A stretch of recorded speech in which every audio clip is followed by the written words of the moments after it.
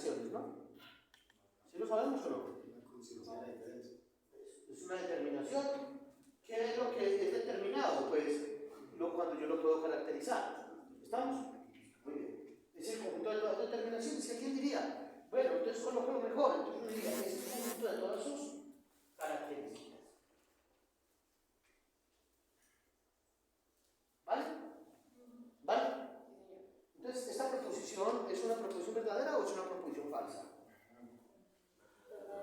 Es una proposición verdadera. Muy bien. Esta proposición es una proposición verdadera. Pero ello encarna exclusivamente lo que es pseudo-concreto, es decir, lo fenomenico, o también encarna dentro del conjunto de su determinación lo que es en sí. Profe, pero la última que...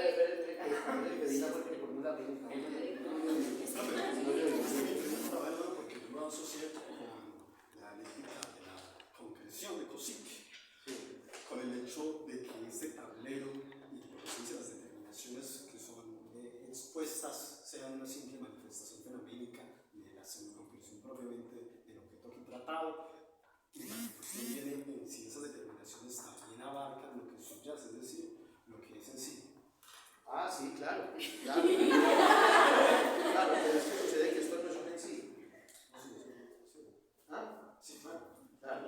Esto es un en sí en la medida en que yo reflexiono sobre él y se convierte para mí, pero digamos que es un en sí en la medida en que no tiene conciencia, está al lado de ¿estamos? Es una cosa, es que el en sí es exterioridad, es eso. Pero en este caso no hay algo por detrás del tablero, ¿estamos? No hay algo por detrás del tablero, pero sí hay algo por detrás del tablero, ya le vamos a mostrar qué es. Entonces, el tablero es el conjunto de todas sus determinaciones y de todas sus características, ¿verdad? ¿Esa proposición es verdadera? Sí. Y podemos decir entonces que el tablero, el conjunto, la verdad del tablero se agota en todo el conjunto de sus determinaciones. ¿Sí o no? Sí. ¿Podemos decir eso? ¿Podemos decir eso? ¿Que la verdad del tablero se agota ahí? La respuesta es que quiere decir que esta proposición es verdadera y esta proposición también es que falsa. Óigase bien. Óigase bien. Dime qué ibas a decir. Yo tengo una pregunta. Sí. Estamos hablando de lo verdadero, ¿no? Sí. Pero entonces, ¿en algún momento se puede llegar a la verdad absoluta del tablero? Ya voy para allá. Ya sí, eso es lo que sí que sí. Estamos, eso es lo que sí, estoy a segundos de decirlo. ¿Estamos? Muy bien. Pero observen. Miren ustedes que, ¿qué es lo que hace que el tablero sea tablero? Que no sea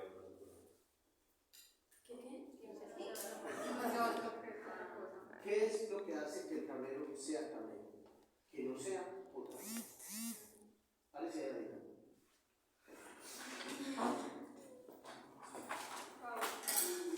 ¿Ustedes alcanzan a distinguir el tablero de Dylan?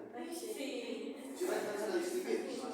Es decir, alcanzan a determinar que una cosa es el tablero y otro es el Dylan. ¿Sí lo alcanzan a determinar? Yo les hago una pregunta.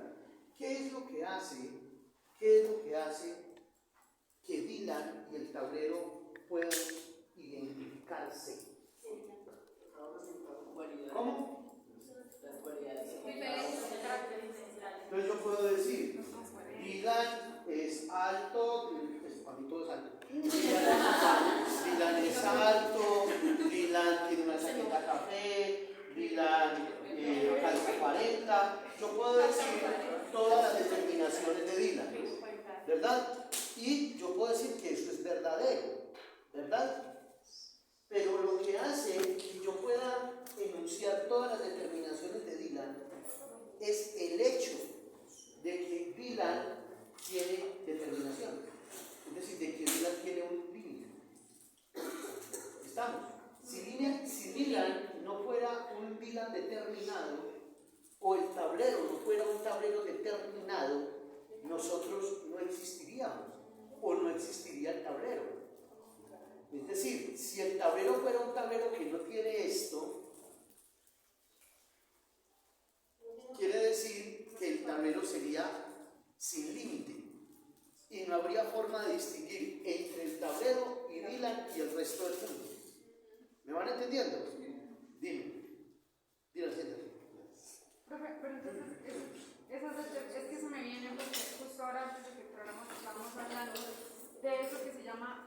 espacio personal, que también es un límite, si así se lo quiere ver o se lo quiere concebir. Entonces, los límites o las determinaciones de un objeto o de un ser, una cosa, hay límites que son visibles y otros que son intangibles, se podría decir. Sí, como el de la libertad, como el del alma, como el de la razón, como el de la necesidad.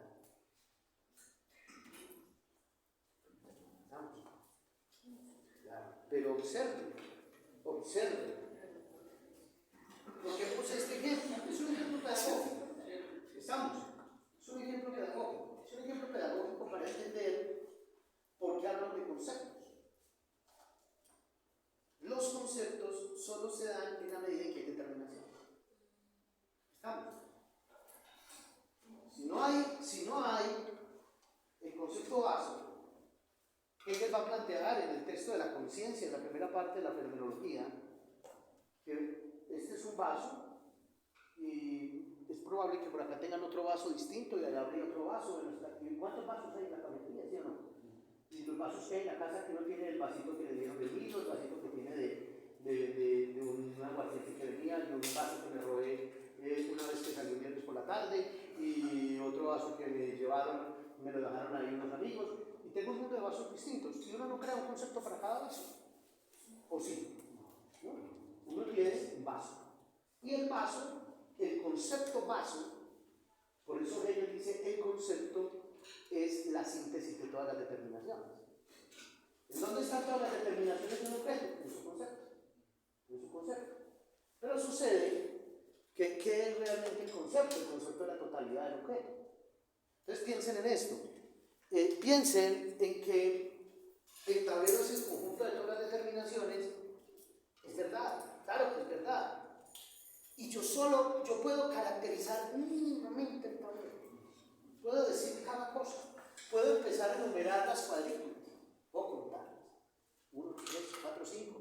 Pero yo, pues como ustedes son matemáticos puros, nadie se pone a contarlas así. Suma las de allá, más las de aquí y las multiplica. Y sabe cuántas tiene todo el tablero. ¿Sabían eso o no? Eso, muy bien.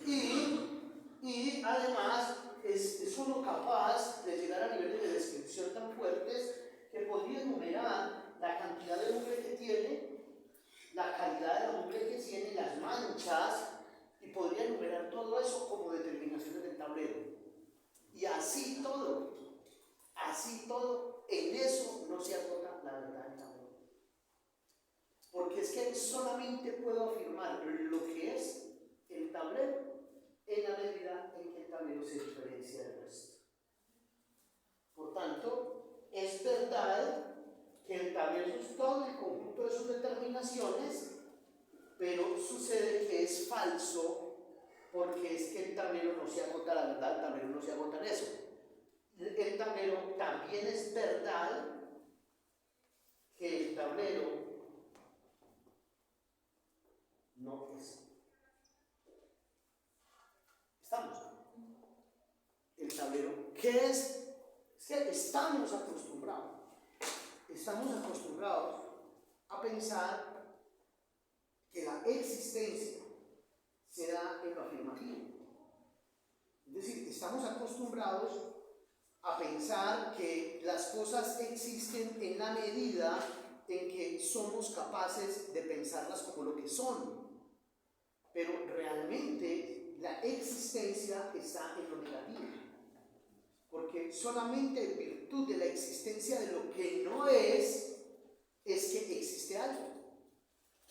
Porque, ¿qué es lo que no es? Lo que no es todo aquello que está por fuera del límite. Es lo que está por fuera del límite. Y la única forma de ver la diversidad es sintiendo el concepto de límite. Observen la diversidad del aula, y la única forma de poder entender el aula como un aula diversa es si entienden el límite. Que cada uno tiene un límite distinto. Y que cada uno se determina de manera distinta. Si no, yo no podría diferenciar Yo no podría diferenciar a A de B. Yo no podría decir este es A o este es B, porque si existe un A indeterminado, ilimitado, sería lo único que existiría. No habría forma, no habría límite para que empezara lo otro. ¿Dónde empieza mi existencia? Mi existencia empieza cuando niego la del otro, para empezar a hacer. ¿Dónde empieza la existencia del tablero? Cuando el tablero reclama su límite y niega la existencia de su no ser, que es el resto del mundo. Por tanto, la verdad es la ¿qué? La totalidad. ¿Cuál es la verdad del concepto? Pues que el concepto es, pero también no es aquello que representa. La verdad es sincera. ¿La verdad qué? Es sincera. No, y también el no ser. Y entonces, Alguien iba a decir por allí algo. Dígame, mijo.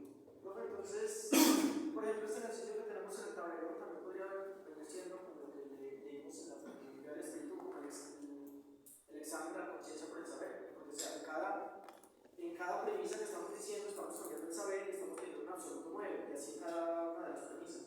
Pero el examen de la conciencia, que ya es saber, el examen de la conciencia, que ya es saber, porque uno no puede, porque esa es la crítica de Hegel a Kant. Es que pensar que uno primero examina la conciencia y luego conoce. ¿Sí ven? Es que ya examinar la conciencia es conocer la conciencia. Entonces, ese examen de la conciencia, lo que Hegel dice es, no es un examen de una conciencia que es, sino también de una conciencia que está inmersa en la totalidad. Es el examen de la propia conciencia, examinando el absoluto. Es la conciencia, más que examinando el absoluto, es entendiéndose ella como parte de él. Y ya lo vamos a explicar. ¿Estamos? Ya voy para allá, en ese proceso.